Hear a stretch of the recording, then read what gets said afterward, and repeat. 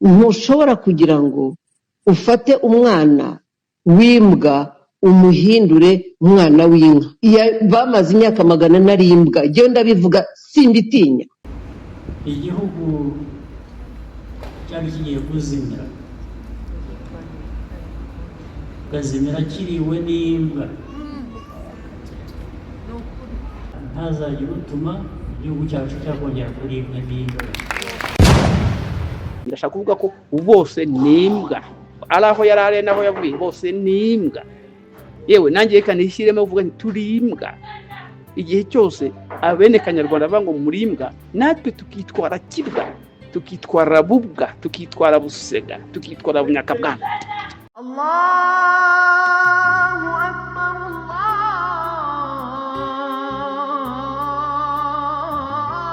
Allahu Akbar. In the name of Jesus Christ. Nkuko Mose yabitubwiye,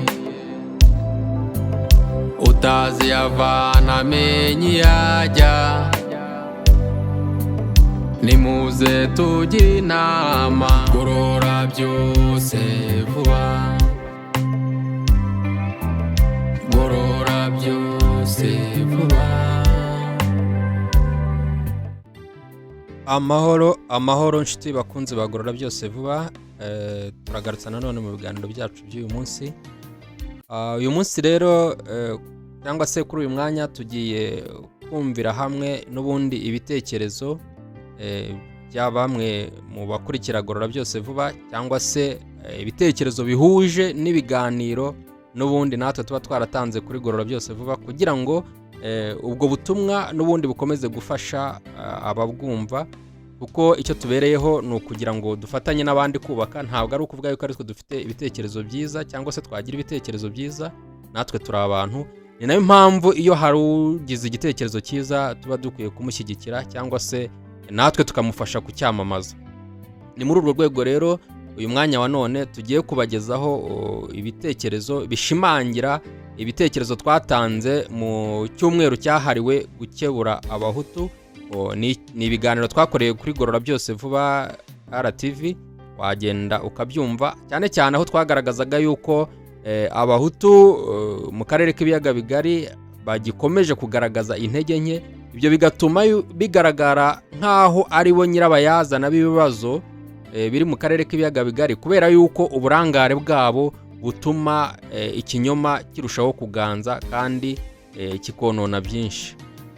Muri ibyo biganiro twakomeza gushimangira ibyo twagiye tubabwira mu biganiro byacu, yuko twebwe ntabwo duterwa ipfunwe n'ubwoko runaka wisanzemo, kuko ntabwo ari amahitamo yawe, ariko kandi duterwa ipfunwe n'ibyaha ubwoko bwawe bushobora gukora bigatuma izina ry'Imana ritukwa muri ubwo bwoko, kandi tugaterwa ipfunwe n'ibyaha bishobora gukorwa n'abo mudahuje ubwoko, izina ry'Imana rigatukwa, kubera yuko twebwe twemera yuko ubwoko bwose Imana ari yahise ko bubaho, ariko kandi yabihisemo kugira ngo tuyiheshe icyubahiro. Ni muri urwego rero tugize ngo twumve iri jambo ryavuzwe cyangwa se impanuro zavuzwe n'umwami w'Induga, umwami Mashira, hanura guverinoma ikorera mu buhungiro n'abayivuyemo barimo Mako, kubera yuko impaka zabo zikomeje guteza ikibazo cyane. Si bibi kujya impaka, ni byiza, ariko impaka zo kubaka atari impaka za ngo turwane. Niyo mpamvu rero ibi byose bikomeza gushimangira yuko nk'uko tubibabwira, aka karere k'ibiyaga bigari ntawe kazabohora n'imbaraga z'abana b'abantu, ntabwo aribo bazakabohora, ariko kandi abantu nanone Imana yishimira bazasenga cyangwa se bazakora ibyo Imana yishimira ibarangaje imbere. Ntabwo Imana izamanuka ngo yo ubwayo ize ikora ibintu. Ni ukuvuga ngo ibyo twe dukora tugomba kubikora tukareba cyangwa se tukabaza Imana niba biri mu bushake bwayo, kuko nibitaba ibyo tuzajya twubaka tube nk'abubatsi b'umunara w'i Babeli. Ejo wumve ngo Mako yavuye muri Grex bari gusebanya nk'ibi ngibi turi kubona, ariko nyamara bitari bikwiye. Gusa no kunenga si bibi, wenda ukanenga imikorere y'umuntu, ariko nanone mukagira aho mugarukira mukareba inyungu z'igituma munengana mukaba arizo mushyira imbere. Reka rero tutabatindiye twumve ibyo biganiro. Ikaze kuri Gorora Byose Vuba. Kristo Kizito Kayibanda Kigozi. Gorora Byose Vuba. Komera w'Imana mpimbanyikazi yacu. Iyo hari umurage mwasigiwe na so, noneho cyangwa sogokuru wanyu, noneho uwo murage ntimuwukurikize wabera umuvumo, sinzi niba ubizi. Donc hari umurage twasigiwe na sokuruza wacu, aravuga ati igihe muzajya mugirana amakimbirane, mujye mujya munsi y'ibisenge byanyu mumese ibyahi byanyu, noneho nibucya ubumwe bukomeze. Sibyo ntabyo dukora nyine, n'ibiriya dukora n'ububwa. Donc kubura turimbwa tuye tubyemera. Ari impamvu batwita mwe muntu mwisimbwa ushaka kumwereka yuko wowe uri umugabo. Ari Mako nimbwa, ari na Gregisi nabo nimbwa. Mutese kubera iki? Bose bagenda bavuga byose, nta muntu buriya mundi Gregisi ntiyagomba gukora respond kuri Mako bari kumwe bakavuga. Niba uko kuvuga kari leta ngikora mu buhungiro n'ibikingo ya Rwanda ikora mu buhungiro, bakureka Mako akavuga kuvuye ashaka kuvuga. None Mako nawe ibyo avuga akavuga ati nanjye ndavuga ibintu byakibwa kandi ko ndimbwa kandi ko Mako nimbwa. Nawe nyisoma Bibiliya hari yana kubwiraga nyine iyo hari indahiro ntimuyikurikize babera umuvumo. Hari umugabo witwaga Rekabu, noneho agiye gupfa abwira abana bati ntawo kwa Rekabu ugomba kunywa igisindisha ingoma 1000. Asiga uwo murage aragenda. Noneho bukeye Imana ituma umuhanuzi witwa Yeremiya, yamubwira tugenda urebe abahungu ba Rekabu, bene Rekabu, ufata inzoga ugende ubatereke banywe basinde, uvayo turaganira. Noneho umuhanuzi bari Yesaya niba atari Yeremiya, ni Yeremiya ajyana inzoga ashyira ahamagara bene Rekabu ati muzitunga. Bavuga ati twebwe mu nzu ya Rekabu dufite umurage ko nta numwe w'iwacu umwigisindisha. Nuko aragaruka abwira Imana ati banza ati ibyo nakubwiraga rero ati ngewe mfite ubwoko bwanjye bw'Abisiraheli nacunguye, ubwoko bwera, ishyanga ryatoranyijwe. Ati ko imbwa imenya sebuja, umucakara akamenya shebuja, n'umuja akamenya nyirabuja.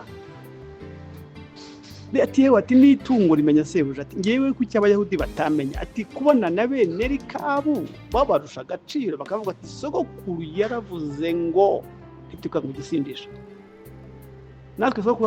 Natwe rero sogokuru wacu yasize avuze ati mujye mujya munsi y'ibisenge byanyu mu mesero y'ibyahi byanyu maze nibucya umwe bukomeze. Iyo ntabyo dukoze rero bituye umuvumo, ni ibi nyine turimo. We are under curse. Yes, we are casted. Kuko hari umurage twasigiye. None se wajya gushima Mako ngo ni umugabo. Mako nimbwa. Urumva nimbwa. Na guverinoma bavamo nayo nimbwa. Twese turimbwa. Nanjye nshiremo. Ariko navuga mu bubwa bwacu nta cyakorwa nk'imbwa. Bahaye mparamba characteristics zigize imbwa. Ni mpamvu bene Kanyarwanda batwita imbwa. None se kuko niba tutari imbwa turi kimona turabana.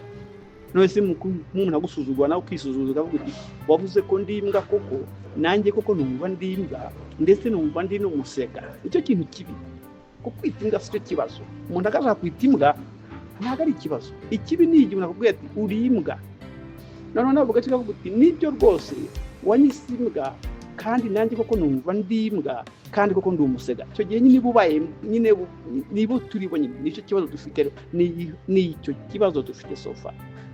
Umuntu ashaka kwita imbwa izo normal, ariko bikaba ikibazo gihuza uti nibyo wavuze ko ndi imbwa kandi koko nanjye nirebye mbona ndi imbwa, nta nubwo ni ndi imbwa gusa ahubwo ndi n'umusega. Nibyo turimo rero. None se Mako wavuga ngo ni umuntu? Mako ni imbwa, ni nyakabwana ndetse ni n'umusega. Urumva bitavuze ko ariwe nibasiye. Mako nyumve neza zikankurikira, ntabwo mwibasiye. Ndashaka kuvuga ko bose ni imbwa. ari aho yari ari n'aho yavuye bose ni imbwa. Yewe nanjye reka nishyiremo uvuga nti turi imbwa. Igihe cyose abene kanyarwanda bavuga ngo muri imbwa, natwe tukitwara kibwa, tukitwara bubwa, tukitwara busega, tukitwara bunyakabwana. gorora byose vuba. Nshuti bakunze bagorora byose vuba, reka tubibutse yuko mu biganiro byacu twakoze twasobanuye icyo imvugo kwita abantu imbwa zikoreshwa n'abayobozi mu gihugu cy'u Rwanda, baho usanga byagaragaye ko bita igice kimwe cy'abantu imbwa. Twabasobanura yuko bisobanura umudayimoni w'ubusambanyi. Nk'uko rero mubyumvishe mu ijambo umwami w'Induga, umwami Mashira avuze, arasobanura yuko we kuri we akavuga ati koko turimbwa, avuga bo mu bwoko bw'abahutu. Ariko kandi reka twe tubabwire yuko ntabwo ari ububwa, ahubwo ububwa bugaragaraho mu buryo bw'umwuka, nuko bivanga n'ikizira, nuko bayobotse ikinyoma kandi bakwiye kubaturwa n'ukuri, nk'uko ijambo ry'Imana ritubwira yuko tuzamenya ukuri kandi ko ukuri ariko kuzatubatura. Reka dusenge. Uwiteka mwami Imana, turagushimya nanone kuko uri Imana y'inyamaboko, uri Imana igira neza. Dusengeye aka karere k'ibiyaga bigari, by'umwihariko dusengeye abo mu bwoko bw'abahutu, dusengeye abo mu bwoko bw'abatutsi, dusengeye abo mu bwoko bw'abanyarwanda, dusengeye n'abatuye u Rwanda kugira ngo igihugu ugihe amahoro, dusengeye n'abatuye akarere kugira ngo babone amahoro aturuka ku mahoro y'abatuye mu gihugu cyitwa u Rwanda. Bikorere kwiyubahisha mu izina rya Yesu Kristo, amen. gorora byose vuba.